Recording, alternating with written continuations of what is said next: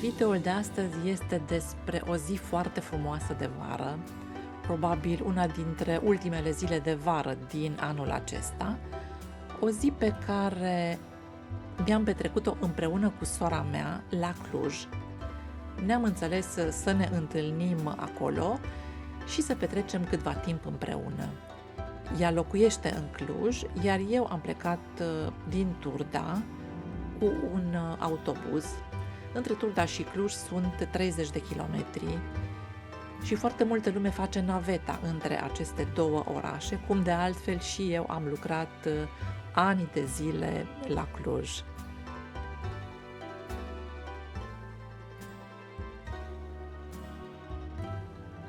De pe dealul Feleacului, care are o altitudine undeva peste 700 de metri, există chiar și o pârtie de schi aici, în localitatea Feleacu, se vede o foarte frumoasă panoramă a Clujului. Iar aici, în stânga și în dreapta șoselei, pe vremuri exista o imensă livadă de meri, care însă a fost lăsată în paragină.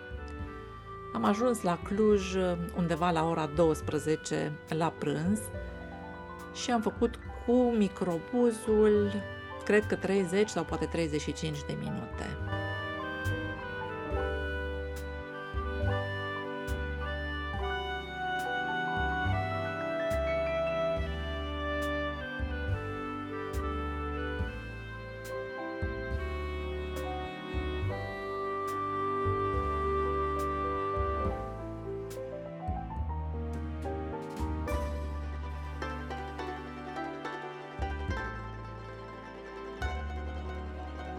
Mi-am dat întâlnire cu Ileana în piața Mihai Viteazu și ea era deja acolo când am ajuns.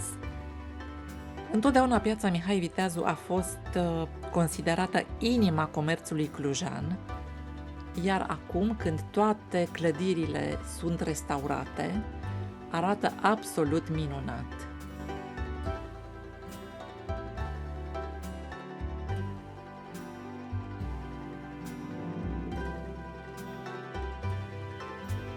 Primul obiectiv pe care l-am avut în vizor a fost să colindăm magazinele, așa că ne-am dus la galeriile Ferdinand, unde pe post de portar este angajată o pisicuță, cel puțin de un an de zile știu că stă aici. Și am intrat la Tabita. Tabita este un fel de outlet, are și o parte de second hand. Este un magazin de haine și articole pentru casă, dar mai puțin, în special haine de la diverse branduri cunoscute, haine din sezoanele trecute, la un preț foarte, foarte mic față de magazinele obișnuite.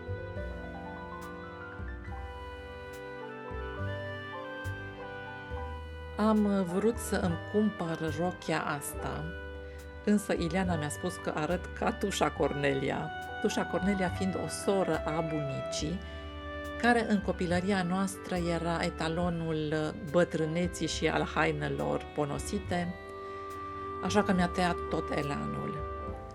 Însă pantalonii aceștia portocalii, foarte largi, care îmi veneau atât de bine, îmi veneau perfect, nu am putut să îi las și drept urmare i-am cumpărat.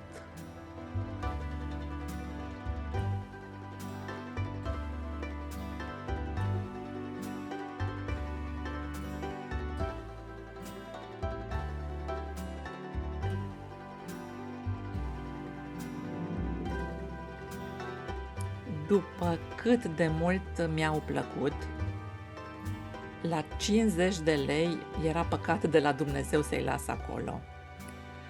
Următorul nostru obiectiv a fost magazinul Nobila Casa de pe strada Iuliu Maniu, care din păcate acum este în reparație, însă arhitectura clădirilor și de pe partea stângă și de pe partea dreaptă este incontestabil absolut minunată.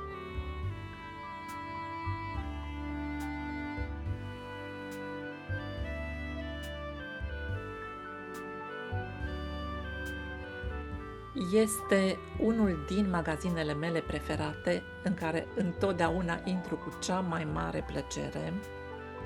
Mi se pare că au și site, însă nu am cumpărat niciodată online, pentru că îmi face plăcere să vin să văd cu ochii mei produsele expuse.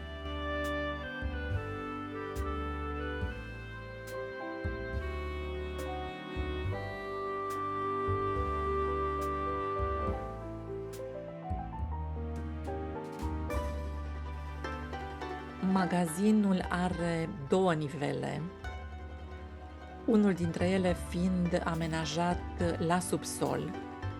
A fost foarte frumos recondiționat, restaurat, cum de altfel s-a întâmplat la toate clădirile din centrul istoric al Clujului.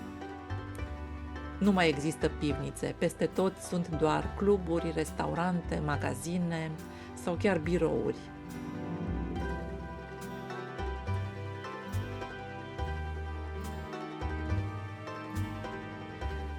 Nu am cumpărat nimic, însă am văzut tot felul de lucruri drăguțe, iar apoi am plecat mai departe cu intenția de a ne așeza la o terasă să bem o cafea.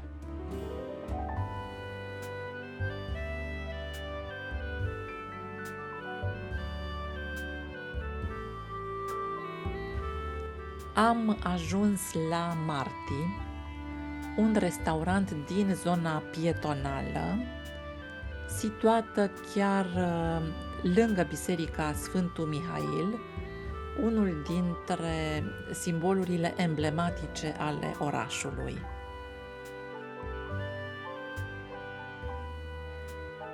Între timp ne-am schimbat planurile. Era o zi prea frumoasă ca să nu bem un cocktail, așa că eu am luat un Aperol Spritz, iar Ileana un gin tonic.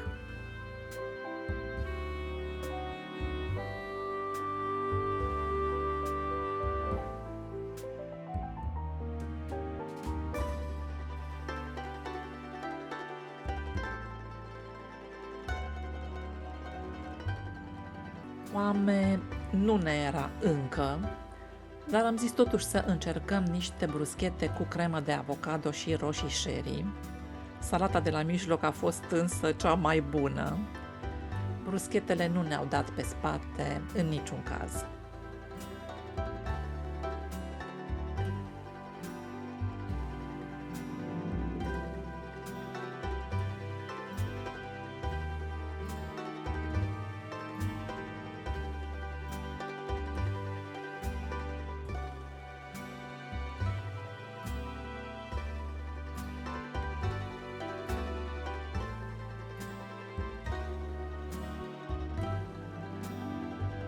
Îmi place și Bucureștiul, nu pot să neg acest lucru, are multe aturi, capitala țării, însă din multe puncte de vedere îmi place mai mult Clujul pentru ritmul vieții.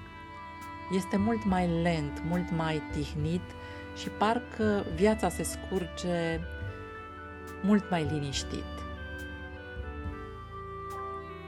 Aș fi vrut să mai intrăm la încă un magazin, tot cu decorațiuni și tot cu articole pentru casă. Chicville se numește, însă din păcate l-am găsit închis. Era închis pentru 2 zile, într-un mod total neprevăzut. Următoarea destinație a fost o librărie, Librăria Humanitas, de pe strada Universității. Și nu pot să vă arăt strada Universității pentru că era un șantier total. Dintr-o parte în alta numai săpături, șanțuri, praf și mizerie. Așa că rămâne pe data viitoare.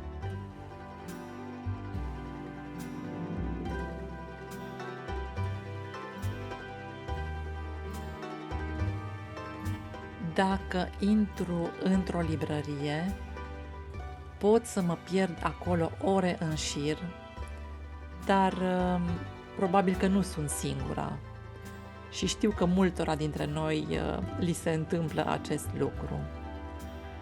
Așa că am stat în librăria Humanitas, cred că mai mult de o oră, până mi s-a făcut foame și, drept urmare, următorul popas a fost la KFC.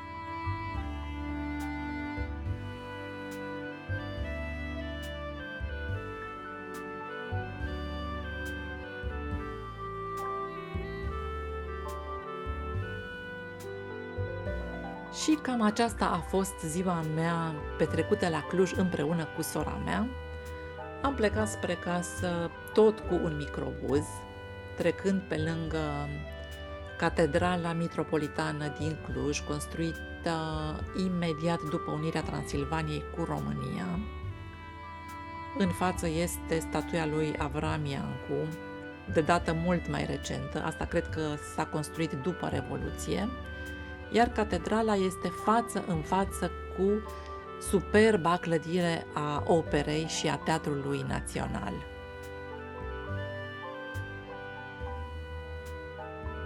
Din fericire, abia după ce am ajuns acasă, a început furtuna, o ploaie puternică, o ploaie de vară, și m-am bucurat pentru că nu m-a prins pe drum.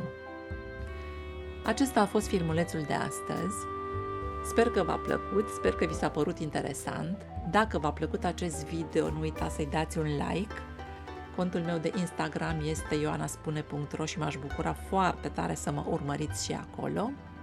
Iar până data viitoare, vă doresc numai bine!